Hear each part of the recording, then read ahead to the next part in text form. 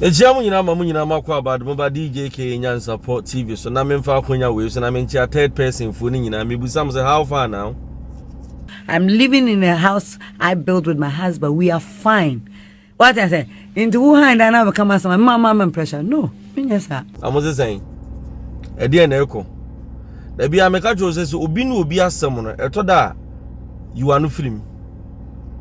Also say anana mama Mcbrown ba bonten ba be kasa yi. Wa wo gigina mu twan no. Ahwekora wo ntimi mpie. Pie di pie no. E ho be ye den ama. Aju obi a wabo ani wotu. The seven predators asenko obi empo ani ni kunu. Problem aba wo montamo a tidie bi nsi dani. Tidie bi nsi dani ananka manfo bebre na pese na na mama Mcbrown konkwo hyepo. Because a problem about ni kunu ntem. Hey, na yanum efie be na mensanim. Eya na ye jaye de ho akokun obi de. Because said the ensem ni si bi be ye daja wo krom ha no. Enana na ma brabontin o brabont omra bontin se bra maswale kwa ye no ho ade no ye de nsane besi wo so. Ye ei just as a crow we mu nipa nwene ne ho. Oman we mu nipa nwene ne ho. Ye nyankofo asem ye kama ne ye ya na me kura de ya na ma na wom ne na ya na me blame wo mo ya na me di mo ho ya pa sanse me hu ye oba de nka yonko ba ho asem aba no enka wo dodo no empo se na e ya mpampo se na na mama Mcbrown ni kunu se problem e koso wo mo ntemo a wo ye oba wa wari o se won wari ya obabi be kwa wari e unim ni pakura oba na kwa akoto ne nsem enti enka so ba de woto yonko ba asem a ododo no na so enye krum afo a kuro ya yetimi enye mumma ebi ewo mu emumma bi a ya de ne ho ma mema ka asem ma ne ya hwe bobo ni kaka ya na ekoso nyina de fa yenua be ya ware o me say hwan eno osi ni fie ana hwan na even asofo eni asofo maame ya ware kura mpo no problem wom na mekoso akasa asem we ya se embanyimfo aka asem bi ese usura ware gya ya wunya ware pa na emum ohene be kisi ka asem bi o se usura ware gya ya na onya ware pa sasam na dinkofo tirimu dem usura warija ya wunya warepa enu ntini kunu ya bibia asema emfata so odija ware akora no wagina so no de ja ware na okọ no so nim obi jai ni kunu adan ya ni kunu afa na chi yankore 2 years time maame na ebe ware okọ ware ya be ma wa ware mienu ono no koto so miensa. So what is the sense in this? Nanama Ajimai Mcbrown. Wanu na Mrs. O. And I come Mrs. Amubi Montiasie. Wanu na kawani timuno. Esenenza. Entiam posenka ni kunu twafa na chi ade o be ba be di achire. Empani mfonso se anamu a adikan no ni to eto na. Wanu na adikan. Hwe aya mu mienye se asade ye hypocrites. Mu mienye ho asade ye hypocrites. And now warrior me pacho enye gateway to heaven no. De nipa bebre dan tiase no. Me de me se seven producer se usura warija ya ena unya warepa na emonya ware asabe wote ase a da bia ye bo eno de me encourage you setna sa ware na se ena nana ma nikunu na ebo no ena bra bonti o da ben na nana ma Mcbrown be ka kire Ghana fo se nikunu bo no da ben yete ne da ben asamu ma ye die ni ane e ma na ma ache emu bloggers bi ewo mu we asabi si yi madam fubi kwa me kodwo na onya Mcbrown o se na me se bema YouTube ona yete ne yemu bi e ho ne 7 producer ewo mu se tuan kakra de na emo minni kakra na chi enkoko bi ho asamboni o ti so ba me ba time bi a me pe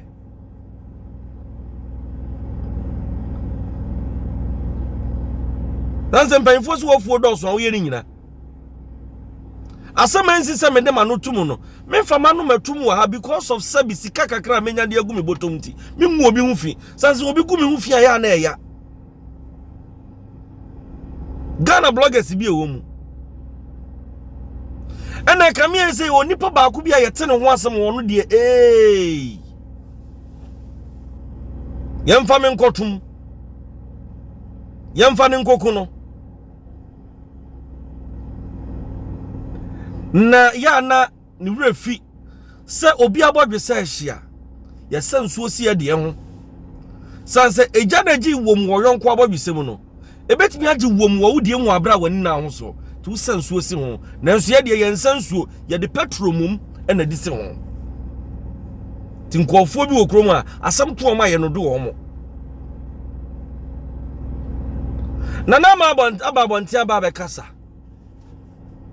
na kasa ne mu nyina de na me danie osi Andy, I'm living happily with my husband, house we built together. Also any ewu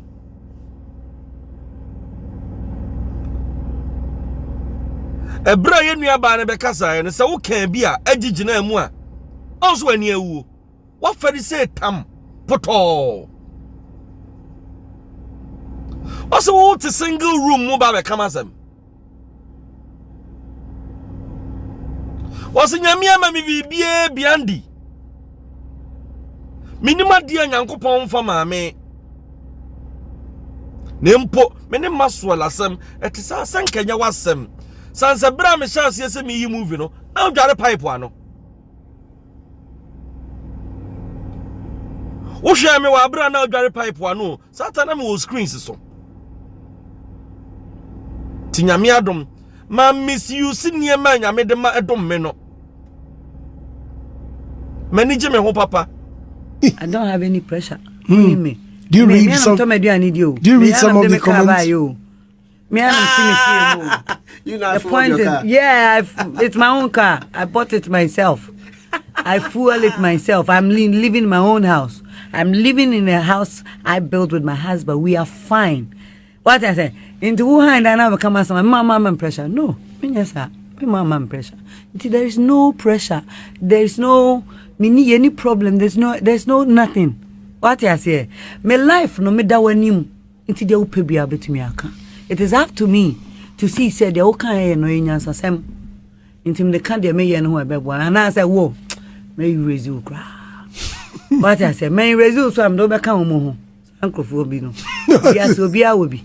Do be kan mo mugina nchen no. Na ma focus o mo mu bo ame no. Na ma komenim. Asa me over me will be prepared. Nti me no me dro anopa bia. Into pressure na any scientific. Me enti me 22 years. Hey, na wo hwe me no na wo dware pipe ano. Wo come asem no. Time I started so him tees no dware pipe ano. Na sabe we akoda. Enne ye nyina ye opportunity e kura phones, your internet. I mean what I say be pages. Inti sa wo mfa wo de no nya de pa. Na wo se me nyame ahira me dada no. Me dia na wo begina so anopato anwumre dia sweetheart. I bet you I'm a fulfilled woman. I have everything in life some. Will be baby. Calculate mommy. Okay. Do you have anything you want to calculate? Mcbreezy. Mcbreezy.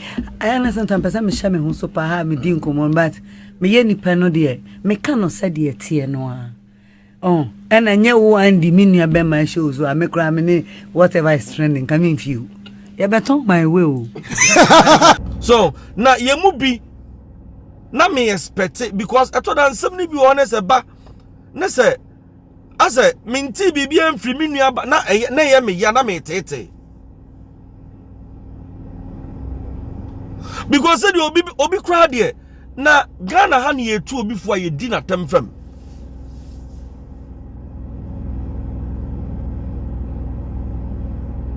said ye nansi yesi bi di sister ni ni kuna ware aye twia pia wo kroma asopa no no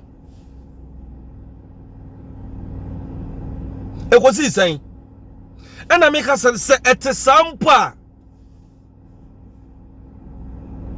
yeni ana sofu kira bosom se aware a edi aware wone ne yire no omo ware biem ewi ase nyina hwe American rapper ana me pena sem bibrebe your friend is saying Kanye West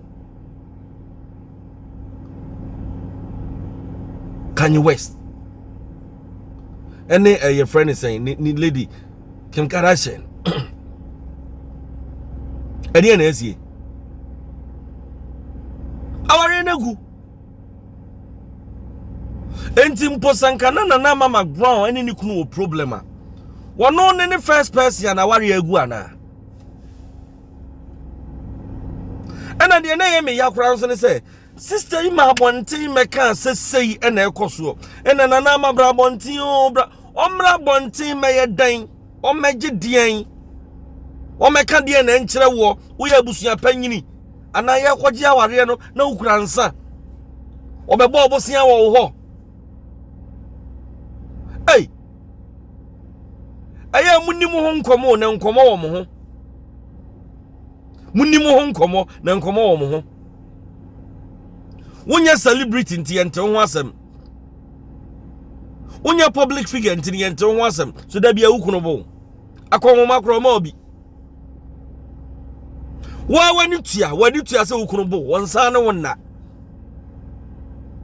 yo ma bebre wo krom ha woni ni kunu beda just was opa ne chaw yetie various programs yetie de ekoso but because some celebrities intino yente mwasam ne atemo masam tunyo obi asem a eya atobo na de ekoso obi awarem no western se ekoso oba bi awarem is obi a blogger because of social media obi a blogger eno de anka mfa wo na ade wo phone ena wa na ate usika na otoye na mum ekwani amafa so amoye niema bi wo krom ha no as blogging no awreho asefem na eya kum nkofo sunsum kum nkofo kra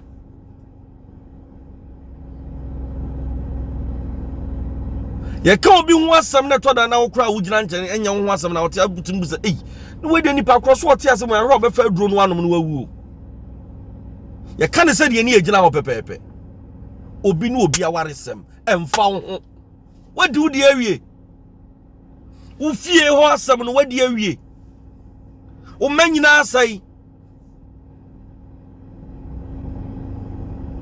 what can what de na wie wan kasa so kura wasai waka ho asem awie aya amomye nto yabu na da bia meka sesi yi kwan na beto na contractor no de fa wodan na chi sei na anka wodan na ujira ho a wo bon nsem ma contractor na waya ade kwan itene so meka se bi kura na kwan na achia na mu meka wodan ne dia wo se contractor ne nimu adwuma areho sem ne se de yesi bi sen kwofo so pan kwofo okruma no eya mama sister na honto no mama maso honto no na asofo bi mu mpokura atwempena wono mo yire no machi asofo bi nom atwempena wo mo yire no machi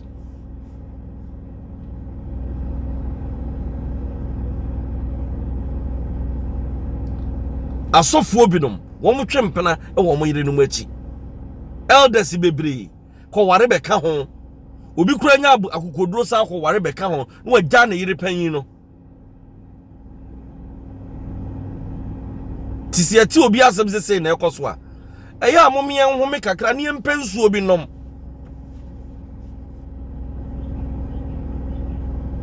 nenye die bi nsi bi danie nenye ono nko anso na behunu enti se koba ne saa ya na nhye da nye nwanwa saa na meka se mpo senkete saa ka ne nwanwa ne de hin na mama ground kwa na obi asabe enka ni kunu afa na chi ana azumi nse be ma ne fa na chi oso ma abonte me kasa o ha woni sei ena na ma hun beku ena ma so beku ena hey anko bi ne hunufo so me ka se ba bia na ma fie kura sikura wonim ho ba bia na ma fie sie onim ho empokura ne abie na ma na wuram no akwa de ekoso wo fie ho odi atesem ene de nam kika saa na ade da bia me ka se toto pakọ na abehia de na temu odene inua eyene se ka obi ho asem a omi ento yebo na ewiase de odi be ye obi no ochena obi nso di bibe yo de odi be ye obi nne no ochena obi di bibe yo you pay money transfer ebi ana o send this card here free US ana Canada now the Ghana application they also use you pay obomode now use here eno and now send this kind of brain nipa na yente okapre obesan akranya $5 dia kan osika ho tino an so be use me promo code na egu animo no DJKA o send dia use sa promo code no na yenche $5 in count download the application or phone so mom use Apple phone or App Store Jupay Android and so Play Store Jupay no download it if you necro transactions in alpha I know never your rate na ye de we no e was switching will be adie Jupay subscribe to channel no DJKA Nyan Support TV said there be a yemfa and Simbisi Mcbrown music breakdown be shasi gidi yes abrewa che oba che wadwaya na osiesie no ho ti enche obetebeka akramu nyina bye bye.